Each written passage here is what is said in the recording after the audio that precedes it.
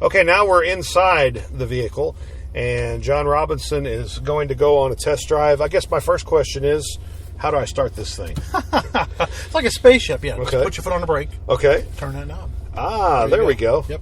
Okay, fantastic. All right, here we go. So, hot seat questions. Mm-hmm. What is the first thing that people do when they get into a vehicle to do a test drive, normally? They, figure out who's going to drive the thing. And, everybody's different on a test drive. Everybody has something different when they're looking for a vehicle that's important to them, I think. Some people, it's all about power. Mm-hmm. Some people, it's about fuel economy. Some people, it's about safety. Some people just care how the thing looks. We have people come in here and go, I don't really want to drive the thing. I've kind of been researching it online. I've been reading reviews. So that's kind of changing and evolving. So everybody's different. Some people want to take it home and see if it fits in their garage. Or some people want to hook it up to their bass boat and see how it pulls it down the highway, So everybody's a little bit different. So we try to accommodate whatever. 32 years in the business? Yep. What is the strangest thing that's ever happened to you on a test drive? Gosh, you probably have to turn the video off. I think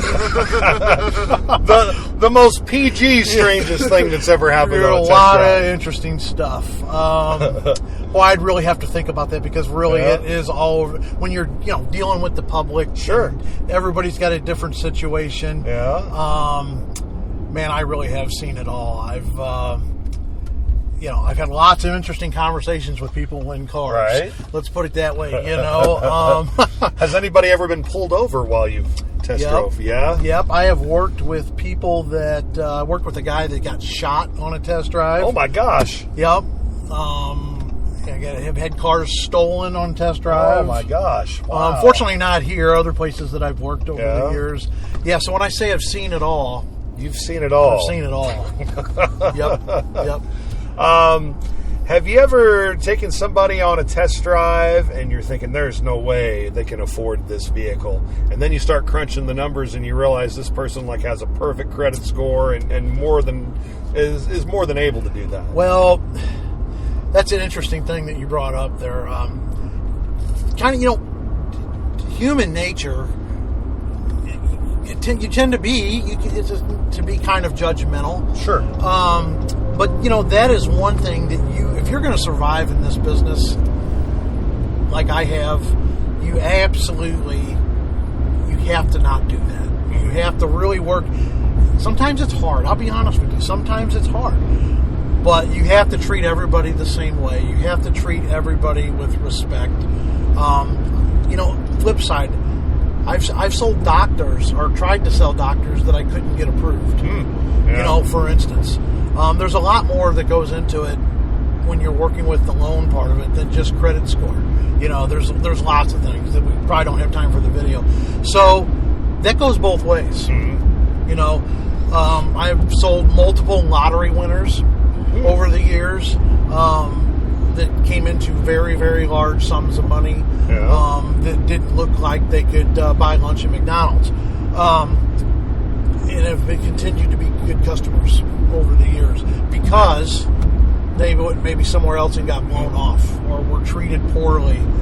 So that's why when I'm talking to a new salesperson and training them, you have to. That's really an important thing because it really doesn't matter what somebody looks like or some people can't buy a car. Right. I'll be honest with you. Some people can't.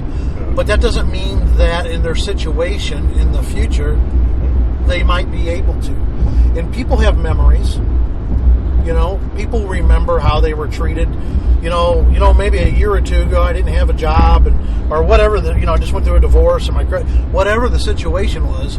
Maybe now they're back on their feet and they're able to. And by the way, we can get a lot of people done that you might not think. But that's another conversation too. That's like question 17 or 18. Yeah. But so the nutshell version of that question is yes, you that's a big no-no. Right. A lot of people do it. I hear of people coming in and they were rude to me there, or they didn't give me the time. Well, how can we help you? really know always how it's going to turn out when they first walk through the doors. But the least you can do is treat people with respect. And I'm not just saying that for the video. It really is. Yeah. You can't do this long term and be short-sighted like that. You just can't. You talked about this with Mr. Colley in the beginning, but I kind of wanted to get a little more specific. We all know where the car industry was during COVID. Right. Supply-demand issues. Right. Prices were kind of all over the place. Where are we now as far as supply, demand, pricing? Where are we kind of at in general in the car industry? Well, if you look at statistics, it's coming back. Okay. It is coming back. It is not where it was pre-COVID. And I'll be honest with you, the business model, to what I can tell, has kind of changed. It's just kind of what happened with COVID. And I think that's from the top, from the factories, manufacturers on down. I don't really know that it ever will get back to the way it was. Before COVID, even on our lot, there was a time where we had over 200 new vehicles. We had vehicles, and I'm not talking used. I had new trucks parked in the grass just because we have a big lot for down here, but I just didn't have room to put them all, and the factory really was cramming them down on our throats. Really, we were kind of forced to take more than we really wanted. There was a different set of rules back then, and that was just what you had to do, to kind of play the game with the factory. I don't think that that's ever going to happen again. There's good and there's bad in that, but people have adjusted. Just like anything else in life, you kind of adjust. It got to a sold order model for the last couple of years on a new vehicle, like we were talking about a few minutes ago, because what they were doing, they could only build so many vehicles. So what happened was they prioritized. Sold orders came over what they were building for dealer lots. Well, the volume of vehicles was so low, about all they could do was sold orders. Everybody figured that out. Dealers figured that out. And so that's what we were advertising. We did the same thing. Come in, order your vehicle, get what you want, and get it, other than waiting a year. Right. So it's kind of in between. Okay. We are getting more vehicles. Still, the best way right now is to order a vehicle. 20 years ago, I didn't really like ordering vehicles because you had to wait. Yeah. It's like, man, who wants to wait? Everything's waiting now. already. People want it now. We want the people to have it now. Sure. It's just, and that's still kind of the case, but the system is adjusting to where it's coming faster. You've got orders, so you have your pipeline full. So sold orders are constantly coming in. Mm-hmm. So, what we might deliver yesterday or today is probably a vehicle that we ordered for somebody, maybe a couple of months ago. Mm-hmm. So that's worked itself out. And I think people are happy that way. They're really, you don't have to settle. Well, I don't really want a gray one. I want a white one. I want one with a third row seat, or whatever your situation is.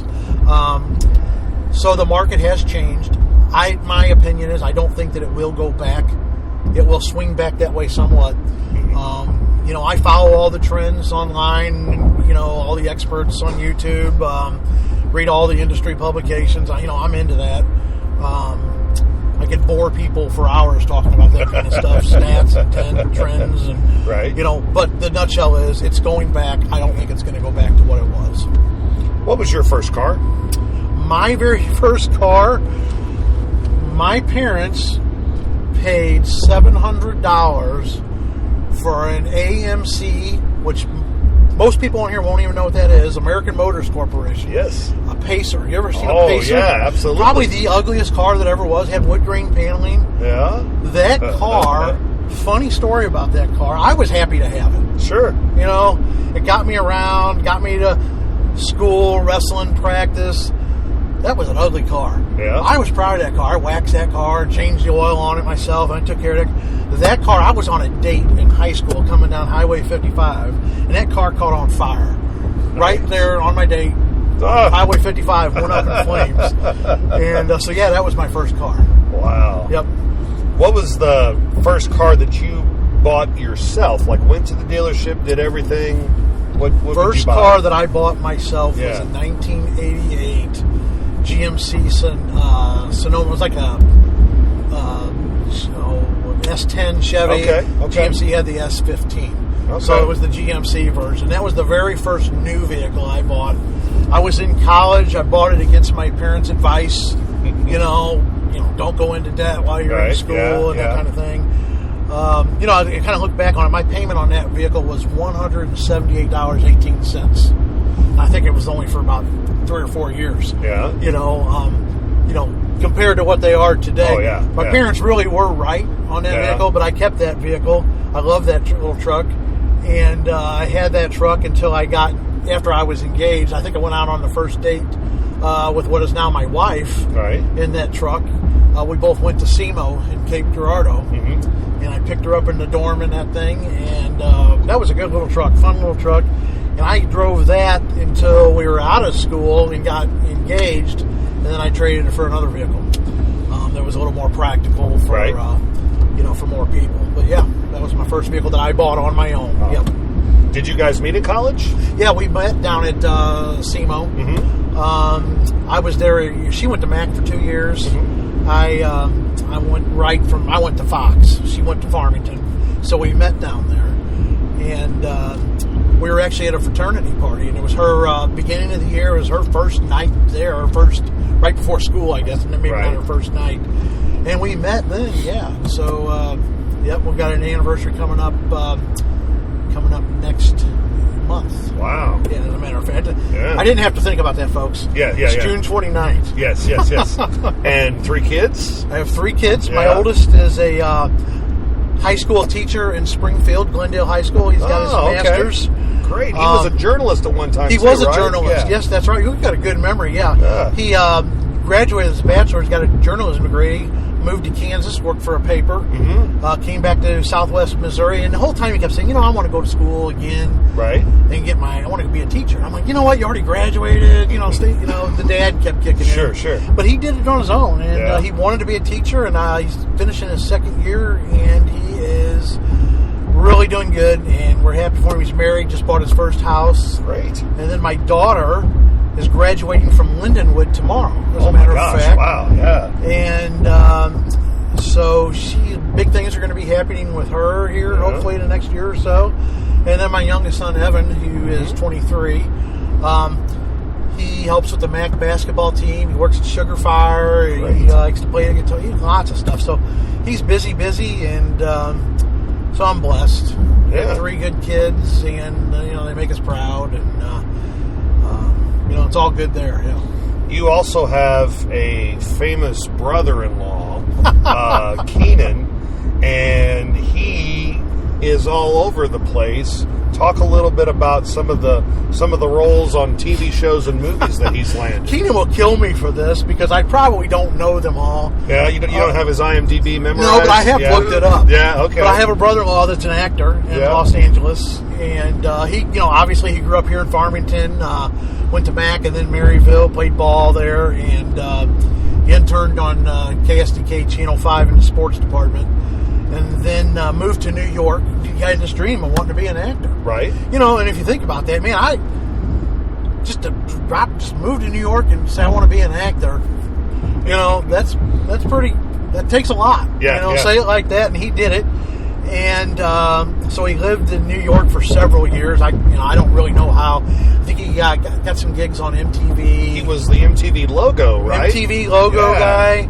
I think he did a lot of commercials, Target commercials. I'm probably, it's been a long time, but he's been done some TV and some movies. Zoolander.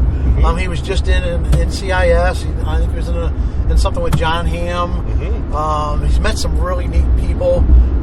Again, I'm just sitting here thinking of him. Watch me butcher his resume up. Right, yeah. So you probably know more than I do. Keenan's a great guy. Getting married soon. Great. And so I think things are going good with him. Yeah, you bet. Yeah, we don't want to make Shannon jealous. We better. Shannon. Yeah. Shannon is the assistant superintendent of Fredericktown. Yeah. Just got his PhD. Shannon's a great guy. He's got a great family. Rebecca, and they got 3 good kids. And Shannon's got a great family. And so I'm blessed. So it's kind of interesting because I'm not really from around here, but I've been here forever now, longer than a lot of people have been alive. So I'm from here now. Yeah. So but when I married into that family, her dad, Chuck, everybody knew Chuck. He was Absolutely. a longtime coach. Yeah, mom and dad. Fantastic. An administrator at Farmington High School. So for years and years, I was known as Chuck's son-in-law. Yeah. And wherever I went, you're Chuck's son-in-law. Yeah. Yep, I sure am. Chuck and Artie, they've been really involved in the Farmington community and all kinds of things. So, people joke about their in-laws, but I got really good in-laws. I married into a really neat family. We actually live within walking distance of my in-laws, and so that's as times are changing and getting a little older, Sure. So that's kind of nice that we're able to be right there. But so it's been a wild ride. When I first met my wife, fiance, she said she was from Farmington, and a funny story is on that.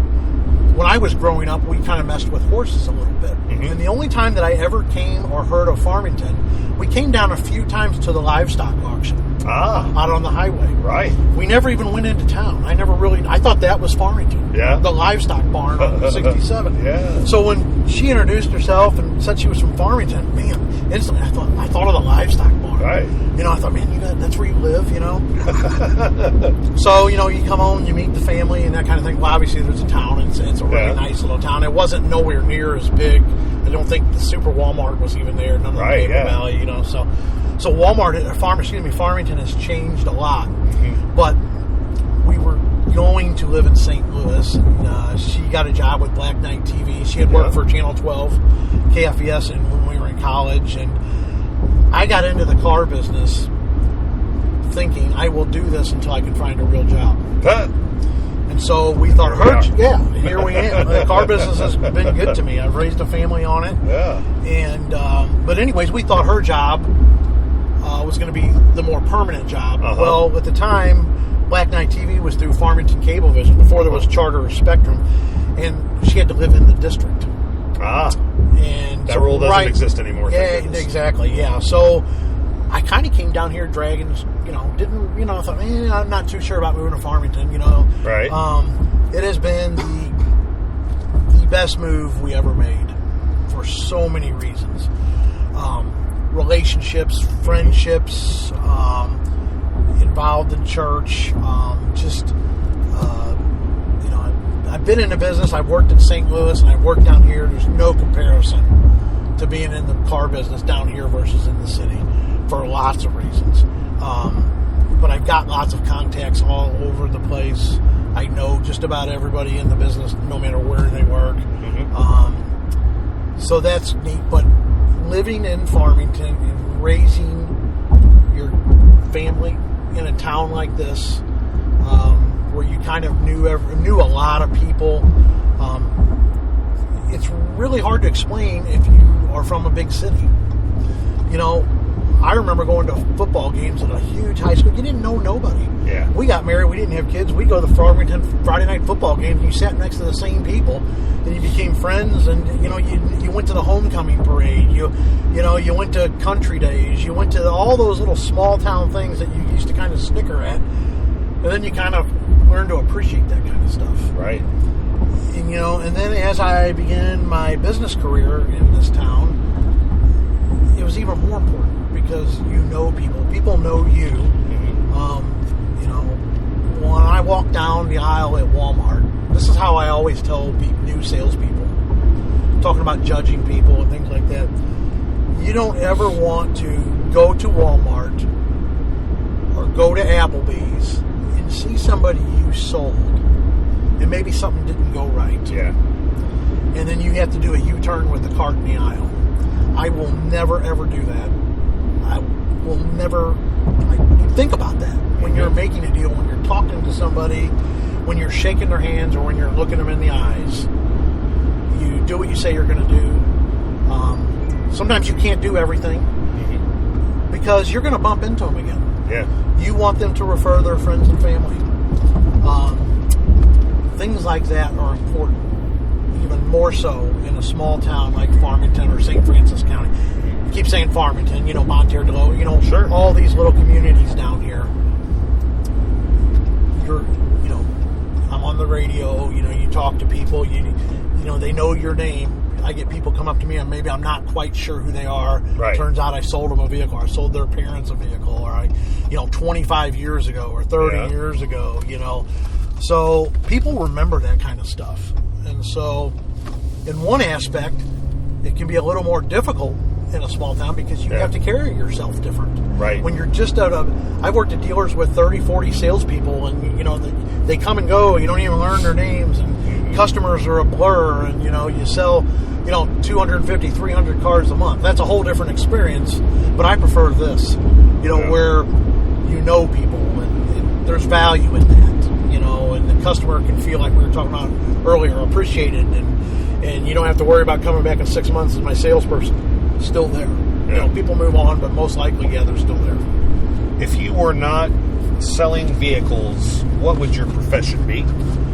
Wow, that's a really good question. So, I just kind of said earlier that I got my first job in the car business thinking it was going to be temporary. When I first went to SEMO, I was going to be a school teacher. I wanted to be like a history teacher. Okay. I still like that. And I don't know, something clicked at the time, and maybe it's because so many teachers go to SEMO. Yeah. It used to be a normal state college education. I mean, a lot of people go to SEMO to be. And so I got to looking around, and I thought, man, there's a lot of people going to be teachers. Maybe this probably isn't. I'm always thinking supply and demand. And, absolutely. I'm thinking maybe I should change. And I decided that I wanted to go to law school. Wow. So I got a degree in political science and economics. And that was going to be my plan all the way through. And my senior year, I even took the LSAT, the Law School Admittance Exam. I was graduating. Wow. And long story short, I told you already that I met Shauna. So my last semester of when I was a senior at SEMO, I went to a job fair. They had just kind of kicking tires, so to speak. Right. Just seeing what was out there. I was still going to go to school, law school, continue on. But, you go right from high school to 4 years of college, you get your bachelor degree, and then you're looking at, at least 3 more of pretty intense. And I thought, man, I just kind of mentally started. And, of course, it's what your degree's in. So a lot of the people that I had classes were doing the same thing. Yeah. I did an internship in downtown St. Louis at a big corporate law firm during the summer 1 year. It was really interesting. But I kind of started having some second doubts about, do I really want to do that? And I joked that, maybe not my best decision. But when I went to that job fair, I got a job with a company called John Hancock Financial Services. Uh-huh. And so, long story short, I kind of went through their little program my last semester, graduated on a Saturday in May, showed up at their office on a Monday. It was not what I thought it was. It was basically selling whole life insurance, canned language, very high pressure. Selling has never been a problem with me. I got myself through college selling men's suits on commission at JCPenney. Wow. At West Park Mall in Cape Girardeau. I really enjoyed that. I used to get to where I could look at a guy and say, he's a 52 regular, or he's a 46, whatever, and I could do that pretty good. I enjoyed that. I always liked talking to people, and probably I talk too much. That's a good thing in this business. It may be, But so, anyways, I knew right away that I did not like that. Right. They could tell you what it was, but honestly, it was just selling life insurance. I was not going to do that. And there's nothing wrong with that. A lot of guys do that. Mm-hmm. It just wasn't my deal. And really, they wanted you to start off with like your relatives and friends. And you had to write their names down. And I still to this day I don't bug my family about buying a vehicle. I don't bug my friends. I've got friends that drive different brands, and that's okay. But I don't bug anybody. I don't feel like I need to just bug. Do I want people to know I'm in the business, and do I like it? I always appreciate the opportunity, But I don't bug people. It's just never been my style, I've been able to be successful without doing that. I wasn't going to high pressure people into whole life insurance when I didn't really even understand all of it anyways. Yeah. There's lots of choices and that stuff out there.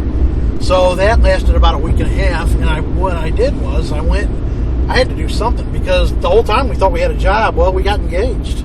We had a wedding planned all of a sudden. Right. And here I am going from law school to flunking out in a life insurance job first week out of college.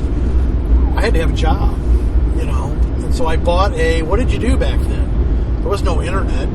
There was no LinkedIn. There was no whatever. Right. You bought a Post-Dispatch. Yeah. With the classifieds, the bad one ads. Yeah. And auto, selling cars. There was a Chrysler Plymouth dealer on Manchester Road in Baldwin. Mm-hmm. Chrysler Plymouth West. They're not in business anymore. I walked in there with the Post-Dispatch, and they hired me. And all my friends are like, "You're selling Plymouths?" I said, "Here, I gotta have a job. I'm just gonna do this. And I'm gonna keep looking." Yeah. I'm thinking I got a college degree. I gotta have a job. Right. Got rent. Got whatever. And you know what? I sold 19 cars my first month. Huh. I sold my very first customer. I've never, I don't want to talk about that too much, but I kind of liked it. I'll be honest with you. I had a brand new LeBaron convertible for a demo. Mm-hmm. Was making really good money. Bam, right out of school. So I kind of liked it. I'll be honest with you. And so it's just kind of stuck. Mm-hmm. And I've been doing it ever since. And man, lots of experiences, lots of neat people I've met over the years. People that have brought their families into me and kids into me, and and it goes back to, I think, the most important thing. I keep going back to relationships and reputation and things like that, and it's also within the business. Mm-hmm. I have never ever. I've worked at multiple dealerships. I've never even filled out a job application. I have never filled out a job application. Because I've always known somebody. Yeah. You get calls now. Hey, right, yeah. You want to move on? You want to do? No, I'm happy where I'm at. Yeah. But that's a good feeling. You know Absolutely. what I mean? It's a really good feeling, and that's why I'm happy where I'm at. Working for the company that I'm working for, Mm-hmm. close to home. Just a lot of good things. It's good to be where I'm at right now. I feel good. When they make the John Robinson biopic, who will play you? Oh my gosh. I don't know. So probably it would have to be somebody really good looking. Right, absolutely. So I don't know. And a guy, Brad Pitt or John Hamm or Kevin Costner. He's kind of good looking. So it would. What if Keegan Henson played you? Keenan Henson played you. Keenan's a good looking guy. I think. Yeah, absolutely. Evidently, Yeah. Keenan could probably play me, but that would be funny. That would be funny. Yeah. All right. We'll get you out of here on this one. If you were a sophomore in high school and you were getting ready to come to UniTec and you got to pick out any of the 13 programs we offer, what program would you be the most interested in? Well, here's a little info on me when I was in high school. Okay. All right, and it kind of leads into that. So I went to Fox High School in Arnold. I had enough credits and everything. I could have graduated earlier. Yeah. So what I did was, really, I had all my, your math credits and your, I don't even remember how exactly it works. So what I did at the time, because I went in Jefferson County, they had a program. It was just kind of starting up at Jefferson College. At Jeffco, and it was basically what you guys are doing. Sure, yeah. And so still is to this no day. one knows this about me, but I took a year of HVAC, heating, ventilation, and air conditioning. Wow. I did house wiring. Man. I learned a lot of stuff like that. Huh. And I enjoyed that. But that program there, I think they had auto body. I can't remember, welding. Sure. I mean, probably a lot of the same stuff that you did. And I think that trades right now, just dealing with people, and I'm not knocking college. I'm glad I've got a degree. At the time when I graduated, that was kind of the thing to do. You either went in the military or you went to college. Everybody, go to college. But now I think it's really important, trade school. I'm not knocking philosophers or anybody like that, but we need plumbers, we need electricians, we need welders, we need people that can, our vehicles, our service departments. One of the things that is a little more difficult is finding qualified technicians. And, I know Mac is working on something. Mm-hmm. You guys do that. Trades are really important in where we're going as society. All that other stuff is good. I wouldn't trade my degree, but I think trades are really important going forward for men and women. I think a lot of women, from what I can tell, are going into trades. Mm-hmm. Where it used to be that was all guys. Right. I don't remember ever a woman taking HVAC at Jeffco with me. It was all guys. Now the teacher at Jefferson College that teaches HVAC is a woman. Really? Yeah. So that's really interesting. I think that's cool. There are women techs. I mean, full-fledged. I went to the Chrysler Training Center one time for a school, and on the other side of the building is where they were training all the techs, and there were several women out there, replacing transmissions and doing all the really neat. But that's the way it's going now. Yeah.